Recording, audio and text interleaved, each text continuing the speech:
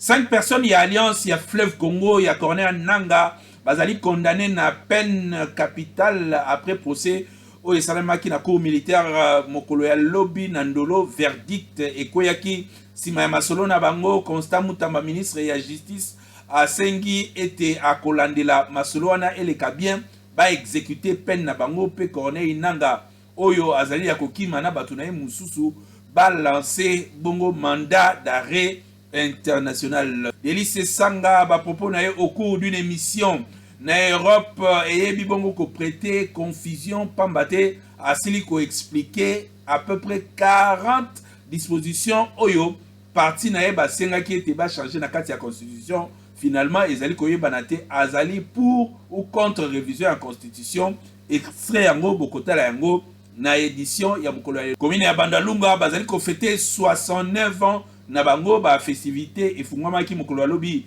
na ministre ya communication pe porte-parole ya gouvernement Patrick Mouyaya et puis esengeli boye ba ke ekosuka bongo dimanche le 8 décembre na manifestation ya Kafu esika nini réjouissance eko salema oyo ezali offert na honorable député provincial ya Bana Bandal Jared Fantou.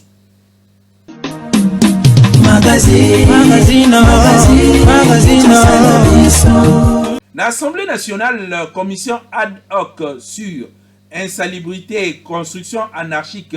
na embouteillage na ville province de Kinshasa, bakene ko déposer rapport ya musala na bango basalaki et paye ya président Vital Kamerhe oyo ayambaki bango pe a réservé exclusivité ya rapport wana na plénière ba détail voilà na reportage oyo ya KNB. Plénière ya Assemblée nationale nde basalaki commission oyo suite ya motion d'information ya honorable professeur Matata Ponyo Mapon bango bazali kotala makambu oyo etali insalubrité ba construction anarchique pe ba embouteillage na ville province ya Kinshasa ba présentaki rapport ya musala na bango et pas ya président de l'Assemblée nationale professeur Vital Kamerhe oyo a réservaki primeur ya contenu ya masolo na bango na plénière oyo ekosalama. Honorable Matata Ponyo Mapon président ya commission ad hoc oyo a kumbelaki délégation a lobby que musala na bango et salami na 3 axes, c'est-à-dire makambu oyo ezali ko causer insalubrité bitonga tonga pe ba embouteillage na ville ya Kinshasa ba action prioritaire na ba objectif stratégique pe aeko sukisa na ba recommandation pe politique ya ko kitisa to pe ko limwisa mabe wana nyonso ba détail ya misala ba sali et ko zala discuter na plénière pe ba recommandation ya ba élus nationaux et ko pesama acquis des droits pour na ko kata ba inondation ba insalubrité pe ba embouteillage na ville province ya Kinshasa. Il faut qu'on y ait lisusu que problématique liée na insalubrité ba construction anarchique pe ba embouteillage na ville province ya Kinshasa ezali pe na ba ville ebele ya pays. Et le qui cadre simple ya désordre urbain ti kokoma question ya sécurité nationale pambate ezali ko toucher directement via masse ya population. Nde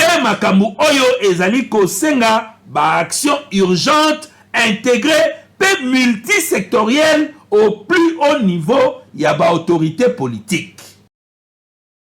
Bana victime ya ba conflit armé oyo bazalaki awa na Kinshasa avant bazonga bakendaki bongo ko visiter président et assemblée nationale le professeur Vital Kamerhe bazalaki bongo accompagné na ministre ya droits humains pe directeur général ya Fonarev ba détail bolanda na reportage oyo.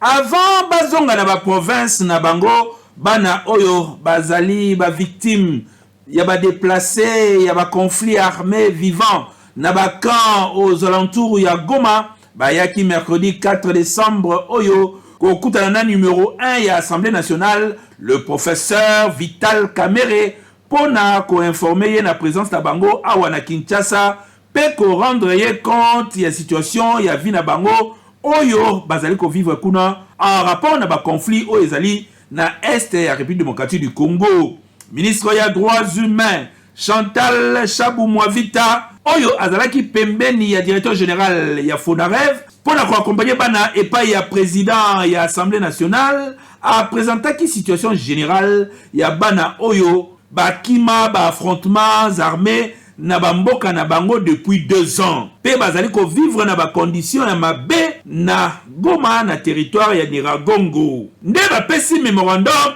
na Vital Kamerhe pour na directeur général ya Fonarev. Memorandum ya bana nyonso déplacé ya ba guerre ezali ko se résumer na phrase moko: la paix rien que la paix. Ndenge balobaka na Lingala kimia toligi kaka kimia. Na kati ya memorandum yango ba préciser que kozongisa kimia ya libela na République démocratique du Congo mobimba, ko soutenir bozongi na bamboka na bango pe na bamabota na bango,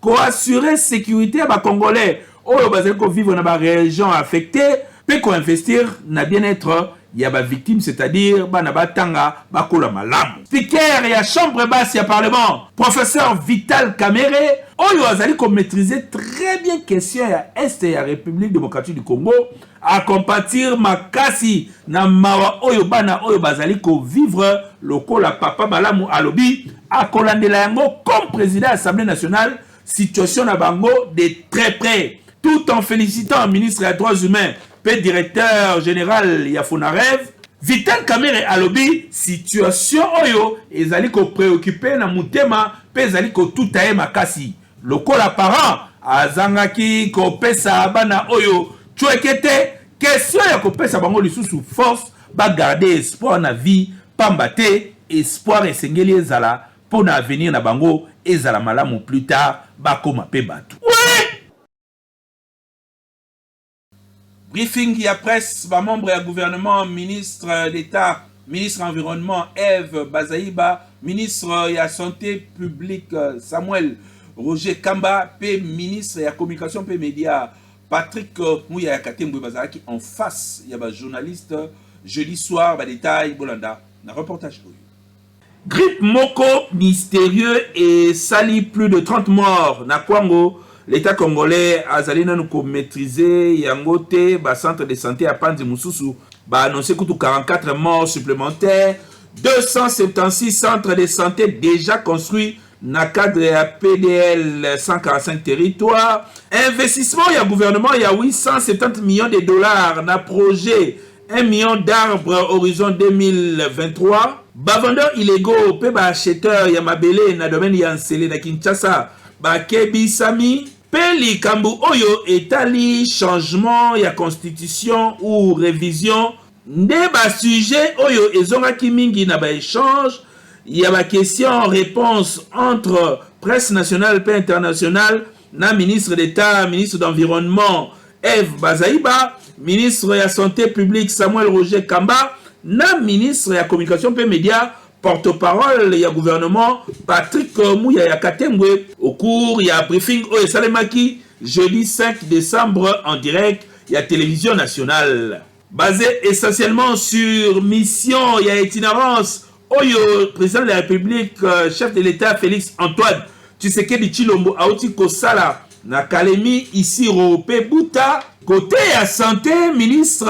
Samuel Roger Kamba a précisé que pour la maladie oyo ezali ko boma batu na Kwango INRB ezali ko sala déjà ba recherche pour na koyeba nini ezali ko boma batu très exactement pe gouvernement ezali ko tia déjà nyonso en œuvre pote makambu et le kakitoko ba kata hémorragie wana bato batika kokufa. Ba préciser que alerte et pesamaki kaka week-end passé. Eve Bazaïba oyo a telemeli batu oyo bazali ko spolier espace vert na ba domaine ya Nsele, surtout na est ya Kinshasa, zonga ya mausolée ya Etienne Tshisekedi, ba chef coutumier bazali ko teka mabele bazali ko tala te. Mabele wana ezalaki domaine ya Nsele esengelaki etikala bongo kasi bazali ko ya koluka kobebisa oyo ezali réserve pamba te ba ambition ya l'état congolais ezali kolona ba nzete ebele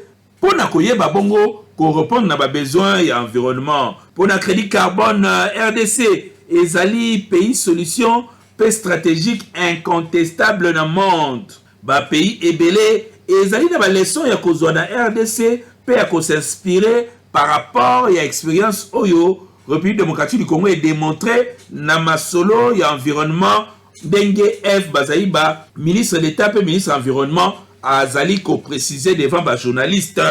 Actualité oblige ba tout F Bazaiba comme membre ya MLC pour na ko expliquer déclaration oyo Jean-Pierre Bemba a salaki sur masolo ya révision tope changement ya constitution a lobby que yep alandaki yango neti batonyo sur la télévision sans kobakisa eloko likolo. Ministre Patrick Mouyaya a fixé ba esprit ya ba média sur ba commission oyo chef de l'État président de la République Félix Antoine Tshisekedi alakaki ko sala pour nartina ya ko étudier question wana ya changement to ya révision ya constitution. A lobby que jusque là gouvernement nanu ba sololi yango te nanu pe ba lobby eloko moko te na conseil des ministres ba sengi presse batika ko spéculer tout en précisant que ba journaliste mingi ba lingika kozongela ba sujet ya polémique o ezali ko opposer ba politicien alors que makambu ya malamu ebele oyo président Félix Antoine Tshisekedi Tshilombo azali ko sala elongo na gouvernement na ye bazali ko lobela yango te. Porte-parole ya gouvernement abandaki masolo ya briefing na ko préciser masolo oyo chef de l'État abetaki na Joe Biden na Angola elongo na ba président ya Zambie pe ya Angola sur masolo ya corridor lobito oyo eko créer ba échanges commerciaux pe ba emploi ebele na bana mboka. 5 personnes y a alliance y a fleuve Congo condamné na peine capitale lobby na haute cour militaire pour na Corneille Nanga ministre d'État ministre de la justice Constant Mutamba a sengi bongo ba beta e mandat d'arrêt international ba bien na nyonso ba teka yango pe ba indemniser ba victime oyo bazali ya guerre ba détail bolanda na reportage oyo ya façon qui remet. Les faire juger, et comme je l'avais annoncé hier, condamnés à mort, et ceux qui sont condamnés à mort seront exécutés. Verdict ya haute cour militaire jugeant na décret ya appel 26 prévenus membres ya alliance fleuve Congo ya Corneille Nanga ekoyaki jeudi 5 décembre 2024 na pokwa na prison militaire ya Ndolo. Haute juridiction militaire et confirmé premier jugement ya condamnation à la peine ya capitale 5 prévenus oyo bazalaki sur place. Samanfu Makinu Nikens Tangia Nyamachaba microbe Nanga Baseyane Ritens Safari Bishori Lik Pe Kumba Shebandu Eric Alliance Malembe. 5 prévenus oyo ba reconnaître bango coupable. Il y a 2 infractions: trahison, participation na mouvement insurrectionnel. Bazui bongo peine capitale oyo ezali plus forte infraction pénale rattachée na infraction ya participation na mouvement insurrectionnel. Ba 21 prévenus misusu oyo bakimaki cour militaire ba fandisi dossier na bango conformément na article 94 ya code des procédures pénales militaires. Après procès, Constant Mutamba, ministre d'État, ministre de la Justice, a signé exécution immédiate. Il y a peine de mort contre ba condamné présent au Yobaza na Kinshasa. Et ba lancé immédiatement mandat d'arrêt international contre Corneille Nanga. Ba bien meuble. Pe immeuble ya condamné Nanga na ba complice na ye. Et côté kama pour na ko indemniser ba victime ya agression rwandaise na Est et République démocratique du Congo. La loi est dure, mais c'est la loi. Les faire juger, et comme je l'avais annoncé hier, condamnés à mort, et ceux qui sont condamnés à mort seront exécutés. Plus de 40 dispositions de la Constitution ezali à réviser. Confirmation, il y a des listes sanga na maloba na ye pe na position ya parti na ye en vol oyo ezali ko kende en contradiction na ba sortie médiatique ya Simao bauti ko sala na ba deko ya sursaut national. Apparemment des listes sanga azali ko kende na sens ya révision ya constitution oyo bato ebele ba moni yango na misu mususu ba détail bolanda na interview oyo sans commentaire. Ndenge na lobaki na kati ya parti en vol toali ba oa liboso to bandaki likambo ya révision ya constitution pe constitution na biso epesi nzela pote ba réviser yango mais boke senezali entre révision ya constitution na changement ya constitution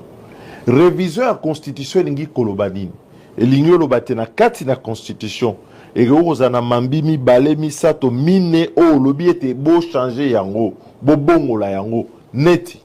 kozongisa 2 tours ya élection présidentielle po tomoni uta balongola deuxième tour élection présidentielle ekoma kwata na 2011 elaki kwata 2018 kwata 2023 kutu koloba te donc pote clarté ezonga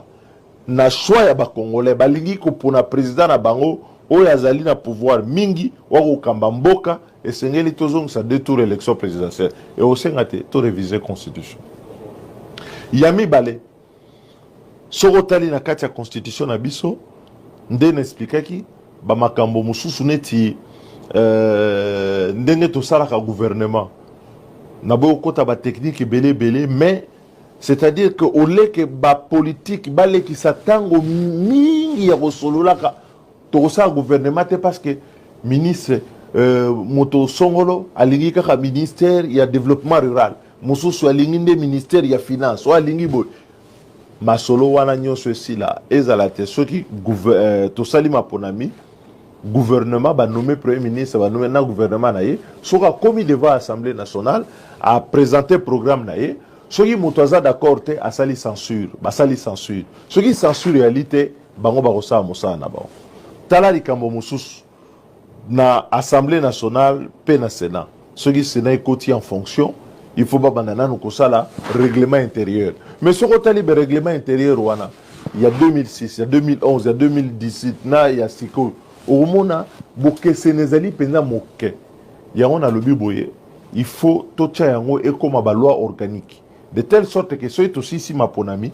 pour ko installer assemblée nationale et ko biso sous que 2 mois 3 mois 4 mois nyonso wana ekoki ko salema na nzela ya révision ya constitution nde onga na lobaki na parti na biso en vol to identifier ki 40 dispositions oyo tokoki ko bongola pote tokomisa ba institution na biso makasi mais ko sala yango esengi te ke to changer constitution tokotika la obele na constitution wana pe tokosimba nyamanekila te nyamanekila la kati na constitution na biso ezali article 220 article 220 eza nyamanekila pona nini epekisi moto asala na moto ekolo na biso comme président de la République plus de 2 mandats comme président de la République et lobby ba magistrat il faut batika la libre indépendance ya magistrature et lobby était ba province il faut ezala na autonomie na yango ba principe wana eza nyamanekila na kati ya révision constitutionnelle o ngana pesaki to simbagi nyamanekila te. Bana bandal bazali ko fêter 69e anniversaire na bango ba activité bandaki mokolo ya lobby parrainé na son excellence Patrick Mouyaya oyo a projeté que année prochaine le 8 décembre 2025 ba ko invité bongo chef de l'état na Bandalungwa na 4 il y a 70 ans il y a anniversaire il y a municipalité na bango ba détail bolanda na reportage oyo.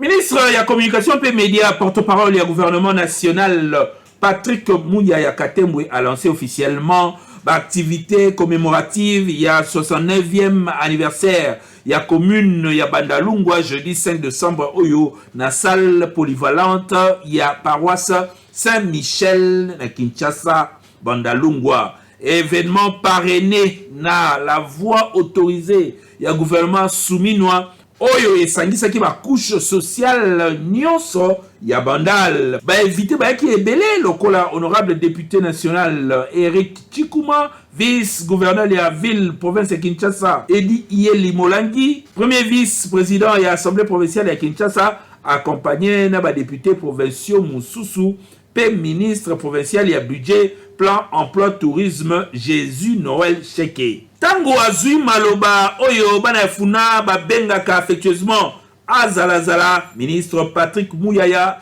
a bombi émotion na été à féliciter honorable Jared Panzou oyo azali organisateur ya masolo oyo pour la initiative oyo très significative et louable ya ko célébrer 69e anniversaire ya Bandalungwa commune oyo epona bango. Asengi na bana bandal nyonso de partout bazali batombo la bendele ya bandal pona ko contribuer na développement na yango pe babo ya nyonso oyo ekoki ko bebisa image ya municipalité na bango. Patrick Mouyaya parrain ya événement oyo azali ko croire na développement participatif ya municipalité oyo emona bango ko botama en complicité na ba autorité provinciale. Mouyaya a bango que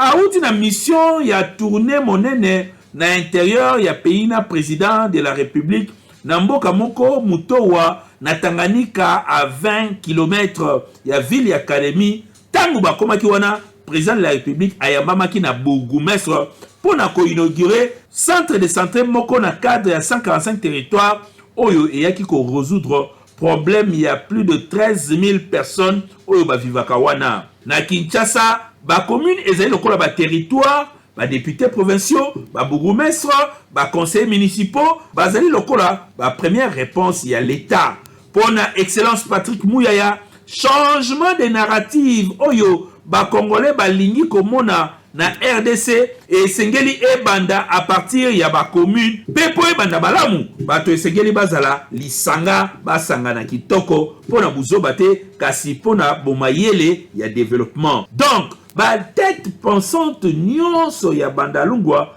il faut basa la bloc pona ko développer progrès social ya ba habitants ya commune na bango ndenge Patrick Mouyaya a précisé. Cap vers 70 ans ya Bandal, pareil ya 69e anniversaire ya Bandalungwa alobi akanisa que ezali possible ko bengisa mokonzi ya mboka Félix Antoine Tshisekedi Tshilombo na 70 ans ya Bandal oyo ko salema le 8 décembre 2025. Il faut qu'on retenir que sikoyo ba activité ebele scientifique, culturelle, et sportive ezali prévu ti mokolo ya dimanche 8 décembre na soirée oyo ya esengo. Esikani ni bana ya Bandal bakosepela soirée oyo ekoinda mabe organisée na honorable Jared Panzou, député ya bana Bandal Kinshasa pe lingaka boye. Le 8 décembre, joyeux anniversaire na bana Bandal nyonso. Bandal c'est Paris. Ekeya! Oui!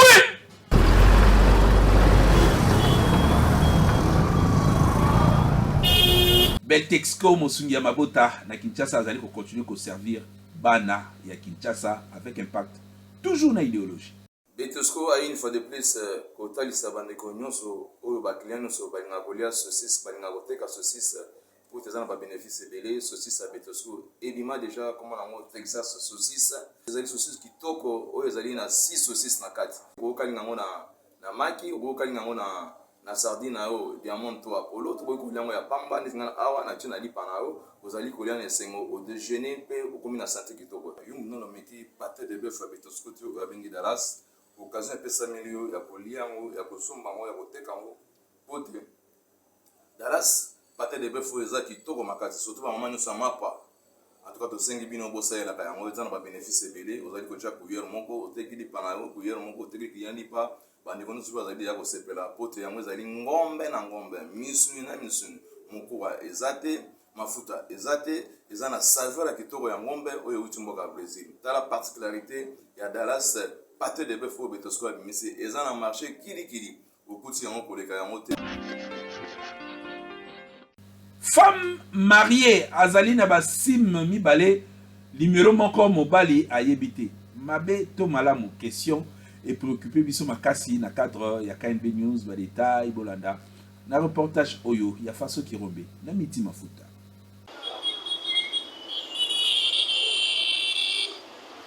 Kokamwa na ba couple lelo makambo oyo tozali komona mingi ezali kokamwisa batu bazali kondimate na kati ya ba couple na bango nzoka nde ba secret ya lolenge na lolenge ebombana okomona jeune fille babalana normalement na mobali na ye kasi na kati ya ndako ya libala azali na telefone ezali na double sim azwa numéro moko nde apesa mobali na ye yango na bastati apostaka mobali yango na profil acha elongi ya mobali na ye kasi nzoka nde azalaka na numéro mosusu abomba na ye oyo mobali ayebaka te kaka bakopine na ye na barelation ya kala nde bazalaka na yango. Eske ezali normal mwasi ya libala azala na banimero oyo mobali na ye ayebi te? Comportement wana eza malamu te, eza mabe makasi. Po soko moni mwasi azosalela deja basimi mibale aza mwasi mwaza de asiste. Seka azapela mibale mibale. Oya simu oyo mobali ayebi mususu o pe achaka pe soki mobali azate pe mususu oya bengaka pe ba vie privée na ye pe libanda. Eza malamu te makasi. Mais surtout ba jeune sœur na biso surtout bonde bazosalela ngo mingi. Au moins la jeune fille azala 3 simu 2 simu. Abengelaka bato na ye mais eza mabe makasi. Eza mabe makasi o bazali deja ndoko mabale eza deja mabe makasi. Caractère faut batika. Par là je peux dire que eza mabe makasi. Surtout na bato babali ndesi tozomona ba couple msundelo alukimbo on a na difficulté nde ba mibali nyonso bakenda lukambo na bango kenda travail ibanda na kifiasie lobi bu achie na ndaka libala et comme déjà procédé mususu ba bengi surtout les deux familles à réunir deux familles et après si on est en membre devant bateau tant mususu alinga opesa une opportunité na mutu mususu mais après si on a eu donc ils ont déjà une grande considération mais ils n'auront pas si ceux qui ayoki qui aux autres tricher nde to mona ki par exemple ba blond so sami na ba victoire wana moi ça libala akena yeko bimana mobali mususu na libala pe lisusu donc ça fait mal pena donc ils apena elo mobo ya bien chez les femmes basi faut ba comprendre que bango te mbabala biso mto bala bango elo ko wana faut bazana ona mituna bango pe ba comprendre que moi ça ko obimisa mbongo na yete akenda bala mobali kama tasala. Donc conseil pineza pour la jeune fille à l'élo nous allons concentrer distraction comme trop ndeti l'élo pe tozomona internet tout le monde peut téléphone et robebi ça va jeune fille belé na influence ba bilo mususu yeye ba camarade pe bazo conduire ba fille mususu na derrière inutile na ba divertissement o ezanga mutuna makolo ta mususu obalaki na déjà mais comme ko envier o sa vie mon boya libanda susu okinda komela les hommes habitent mais comme là en famille ils arabes bien aujourd'hui bana aujourd'hui papa boké bo salir tout ensemble boké mila donc on sait que na malam on a copié ça pour la jeune fille wana bacha tête reposée bacha pena mituna bango na si parce que moto déjà bali akoki ko tala lisusu de gauche à droite c'était mama yeba ete soki obali déjà osali jubilé ba relation so yakala e kwa ina mai ezala te o masu ekufaka libongo etikalaka tokoki pe kobenga na mwana cadre ya mbote esala mwa bien yebaka ete appétit vient en mangeant tangu bozali kobenga na lelo mbote lobi wana mbote programme na yo eza ndenge nini ya lobi opesi programme okoyoka kaka bosuki na restaurant bosuki na terrasse yebela déjà po yo moko kozala ndoki nesika okanga banoko nesika okanga baparent nde babomeli o libala yebela déjà. Avec Jimmy Mukendi sans filtre ezali éditorial ya rédaction ya KNB News esikanini to analysaka actualité ndenge ezali koyela bolanda intégralité otolakisaka bino mingi na chaîne YouTube na biso beta avec Jimmy Mukendi OK ko s'abonner pour rater le côté kasi to tchela kabino pe ba extrait na ba page na biso Facebook avec Jimmy Mukendi bokepe na TikTok avec Jimmy Mukendi kunande to développer masolo kitoko extrait ya mukolo ya lelo par rapport à l'actualité bolanda.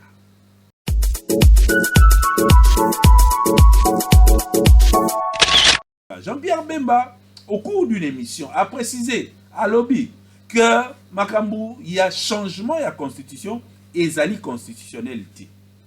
Il y a une révision à avancer même par article selon l'article nini oyo bakokiko retouché. Pour corriger l'erreur de la constitution et les cas. Jean-Pierre Bemba a précisé que dans le cadre de la belligérance, il y a un acteur majeur pour défendre sa institution, pour défendre sa constitution, oyo et régir la République démocratique du Congo, na moyi ya lelo. Le lendemain, na ngoto mona kaka déclaration ya MLC bimeli sur les réseaux sociaux, authenticité nango, en tout cas ça réseaux sociaux nenge bimaka et bimi pe bongo. Signé par Fidel Bababa parce que ceux qui ont tapé tokanisaki MLC balingi ba communiquer pour na kolobaka document na bomona ba réseaux sociaux eza lokuta.